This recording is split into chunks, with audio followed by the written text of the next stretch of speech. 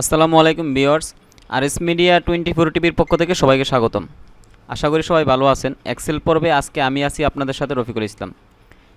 আজকের পর্বে আমরা যেটা দেখব সেটা হচ্ছে এক্সেল শিটটিকে কিভাবে পাসওয়ার্ড দ্বারা প্রোটেক্ট করা যায়।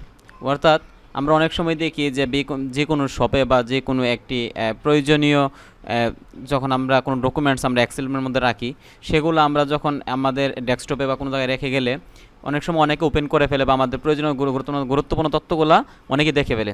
তো সেই শিটটিকে যদি আমরা পাসওয়ার্ড দ্বারা প্রোটেক্ট করে রাখি, তখন যদি কেউ ওপেন করতে যায় তখন সাথে সাথে সেটা পাসওয়ার্ড চাই, এবং সেই পাসওয়ার্ডটা দিলে না দেওয়া পর্যন্ত ওপেন হবে না।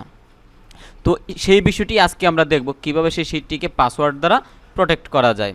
তো এই কাজটি কীভাবে করব, একদম স্বল্প সময়ে আমরা করতে পারবো। যে সেইটি দেখার জন্য অবশ্যই পুরো ভিডিওটি দেখবেন। আর আপনি যদি আমার চ্যানেলে নতুন হয়ে থাকেন তাহলে অবশ্যই আমার চ্যানেলটি সাবস্ক্রাইব করে তার পাশে থাকা বেল আইকনটি অন করে দেবেন। আজকের মতো গুরুত্বপূর্ণ ভিডিও আসার সাথে সাথে যেন আপনার কাছে নোটিফিকেশন চলে যায়। আর আপনি যদি আমার চ্যানেল আগে থেকে সাবস্ক্রাইব করে থাকেন তাহলে আপনাকে অসংখ্য ধন্যবাদ। তো চলে যাচ্ছে আমাদের মূল পর্বে। আসলে সেই কাজটা আমরা কীভাবে করব সেটি আমরা এখন দেখব। তো আমি এই শিটটি যদি আমার প্রোটেক্ট করা, এটা থেকে আমি বেরিয়ে যাই, অন্য একটা শিটকে আমি প্রোটেক্ট করব। তো ধরেন, তো এখান থেকে বেরোলাম, ধরেন এখান থেকে আমি এই শিটটিকে আমি প্রোটেক্ট করব। একদম নতুন একটি শিট নিলাম আমি, ধরেন এই শিটটিকে আমি প্রোটেক্ট করব। তো এই শিটটিকে প্রোটেক্ট করার জন্য বা পাসওয়ার্ড দ্বারা লক করার জন্য প্রথমে হচ্ছে আপনার এই যে ফাইল বাটনটি অপশনটি রয়েছে, ফাইল উপরে যে ফাইল অপশনটি রয়েছে সেই ফাইলটি আপনারা সিলেক্ট করবেন। যারা মাইক্রোসফট অফিস 2007 ব্যবহার করেন, এখানে একটি এক্সেলের আইকন থাকবে, সেই আইকনে ক্লিক করবেন। আর যারা 10 অথবা 13 অথবা 16 ইউজ করেন তাদের এখানে ফাইল লেখা থাকবে, তো আপনারা ফাইলে ক্লিক করবেন। তো ফাইলে ক্লিক করার পরে এখানে অনেকগুলো অপশন রয়েছে। তো এখান থেকে আপনি একদমই উপরে যে অপশনটি রয়েছে দেখেন, এখানে প্রোটেক্ট ওয়ার্কবুক যে অপশনটি রয়েছে, এখানে আপনি এখানে নিচে যে এরো চিহ্নটি রয়েছে এই এরো চিহ্নতে ক্লিক করবেন। তো আমি এরো চিহ্নতে ক্লিক করলাম।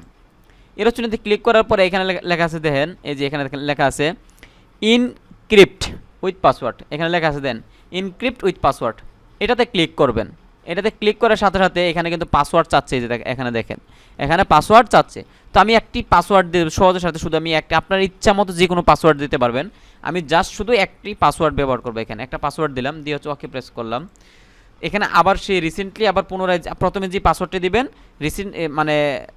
মানে পুনরায় আবার এই পাসওয়ার্ডটা দিবেন। এখানে লেখা আছে রি এন্টার পাসওয়ার্ড, মানে পূর্বে যেটা দিন সেটি আবার ব্যবহার করুন। আমি দিলাম, দেওয়ার পর এখানে আমি ওকে বাটনে প্রেস করে দেব। দেন এখানে এই ঘরটা দেখেন, এই ঘরটা কিন্তু একটু হলুদ আইকন হয়ে গেছে, ঠিক আছে, মানে একটু কালার আইকন হয়েছে, মানে আমি এটা পাসওয়ার্ড দ্বারা লক করে ফেলছি। এখানে লেখা আছে password is required to open this workbook, মানে এটা যখন আমি ওপেন করতে যাবো তখন আমি পাসওয়ার্ডটা দিতে হবে। তো এখান থেকে যখন আমি এখান থেকে বেরিয়ে যাবো, দেখেন সেভ করে দিলাম। তো সেভ করার পরে এখান থেকে আমি বেরিয়ে যাবো এখন, ঠিক আছে, এখান থেকে বেরিয়ে গেলাম। তো এখন দেখেন কি আপনার ঘটনা ঘটে। আমি যখন এখানে ক্লিক করব, দেখেন অটোমেটিক্যালি এখন কিন্তু এখানে পাসওয়ার্ড চাচ্ছে। আমি যে পাসওয়ার্ডটা দিয়ে এই ফাইলটি লক করেছিলাম সেই পাসওয়ার্ড না দেওয়া পর্যন্ত এখান থেকে আমি প্রথমে ভুল পাসওয়ার্ড দিব। ভুল পাসওয়ার্ড দিয়ে আমি ইন্টারপ্রেস করলাম, দেখেন এখানে ভুল দেখাচ্ছে, ঠিক আছে। তো দেন আমি এখান থেকে বেরিয়ে যাই, আবার নতুন করে ওপেন করি। এখন আমি সঠিক পাসওয়ার্ডটা দিয়ে ওপেন করার চেষ্টা করব।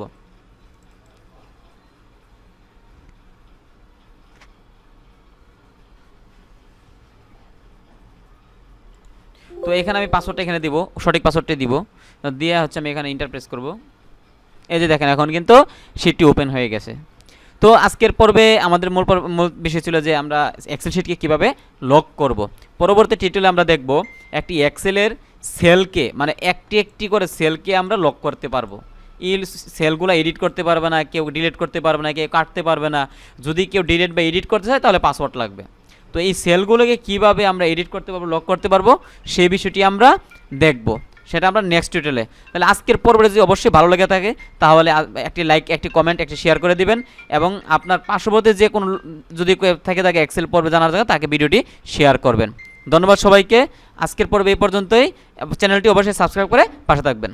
আসসালামু আলাইকুম।